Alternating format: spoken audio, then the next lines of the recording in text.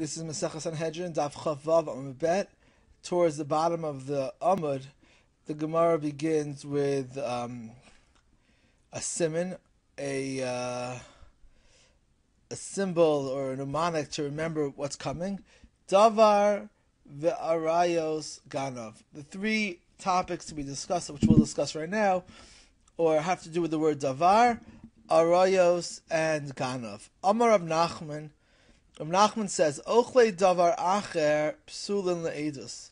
People who eat or consume Davar Acher, something else, Psulin Le'edus, are invalid as a witness. Apparently the Davar Acher is so bad that they can't even specify what exactly it is. Rashi says, it is people who receive Mekable Tzedakah Min HaNachrim, people who accept tzedakah from non-Jews. Dahavi Chilul Hashem, because it's a disgrace to God's name, because you're demonstrating the fact that the Jewish community does not value tzedakah and take care of their own poor, and there's a need to go outside of the community. And this sin of Chilul Hashem is machmas mamon, is motivated by financial ambition to get money. Vahavile kirasha dechamas, and therefore it is like someone who steals money.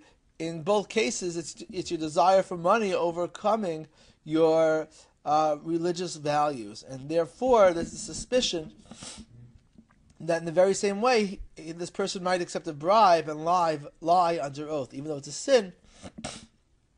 His desire for money might overcome that value. Hani mili b'farhesia. This is limited to a case which is done in public.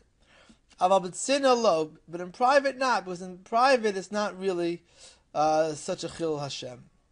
B'farhesia nami lo amaran, and in public also lo amaran. It's only said ela de'efshalei litzune b'tzina, where it's possible to find the money in private.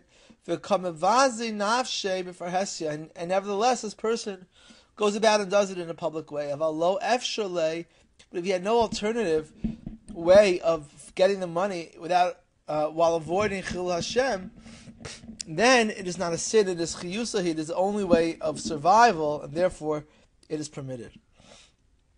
Amar Rav Nachman. Rav Nachman also said, "Hachashud al ha'arayos," someone who does something to raise suspicion that he's violated an incestual or forbidden sexual relationship, kosher le'edus, he is still trusted as a witness.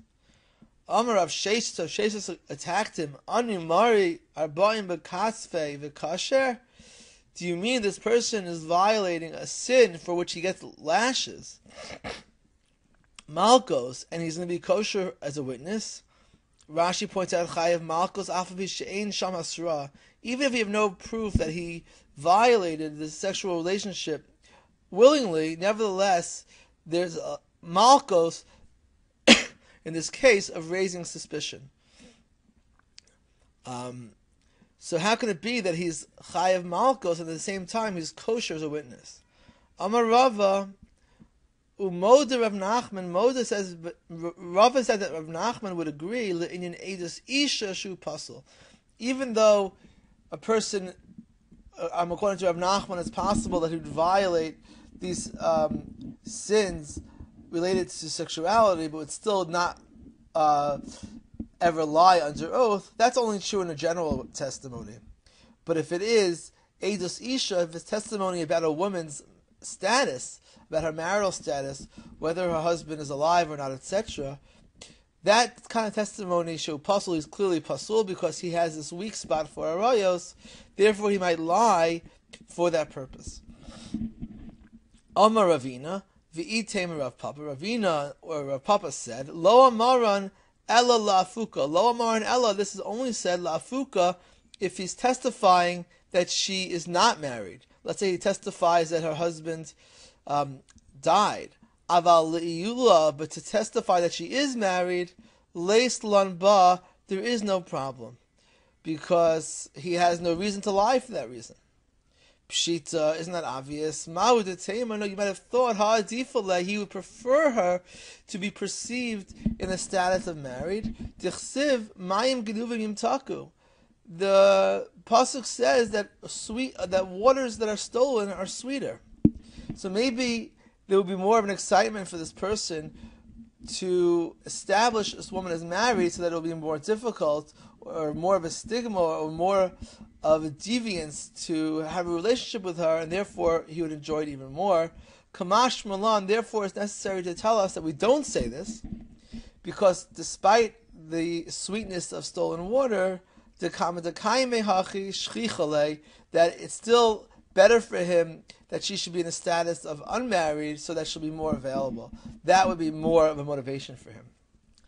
So that was the Davar Ochel Davar Acher and the Arayos. And the third case of Rav Nachman, Ganav Nisan VeGanav Tishrei Lo Shmei Ganav.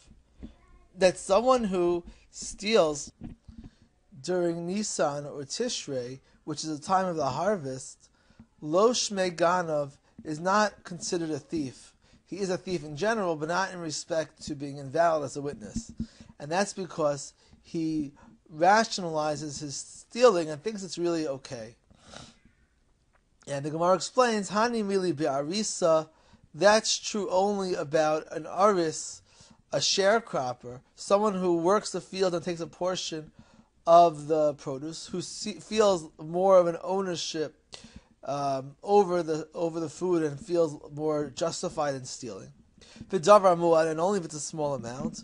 U'b'davar shenigmura malachto, and it's only something which is stolen after all the work in the field has been done to it, where the halacha is that a regular worker could take some food for himself. So the aris, that's part of his rationalization, that any worker could take. So therefore he's mora heter, and thinks that the owner wouldn't mind, and it's okay, even though in fact the owner does mind, and he's stealing. So, because if all these criteria are met, and there's enough of a reason to think that the thief rationalizes his actions, he would still be kosher as a witness, because he wouldn't necessarily do a different sin. It's only this sin which he rationalizes. Ichrei de Rav Zvid, the workers of Rav Zvid, regular workers, Chad Ganav Kaba Desare, one stole a measure of barley, a kav of barley, Upasle, and he made him pasul because he's not a sharecropper. V'chad Ganav Kibura Da'ahini, and the other one stole a cluster of dates, and Pasle, because of the fact that he was not a sharecropper. Had he been a sharecropper, he would have been valid as a witness. The Gemara concludes with a story. Hanu Kvuroi, certain grave diggers, the cover nafsha b'yom tov rishon shalatzeres, who buried a dead body on the first day of Yom Tov, which is completely prohibited. It's a malacha. Shamtinu Rav Papa put him in cherem, upasle, and invalidated them as witnesses, le'edus. V'achshirinhu Rav Huna bereid Rav Yeshua, and Rav Huna said that they were kosher witnesses. Amarle Rav Papa v'harishayimninu. Rav Papa said that they violated the sins which put one in the category of Rasha, alotase in the Torah. So he responded, even though that's true, Savri, they think mitzvah kavod, they think they didn't sin for the desire for money, they sinned because they thought they were doing a mitzvah. And they rationalized it, or actually maybe even thought it was okay. So therefore, they wouldn't do something which is a clear sin, like lying under oath, lying as a witness. How could they think that they were allowed to do it? They were put into cherem. And Rashi says, even after the cherem, they continued to do the same thing.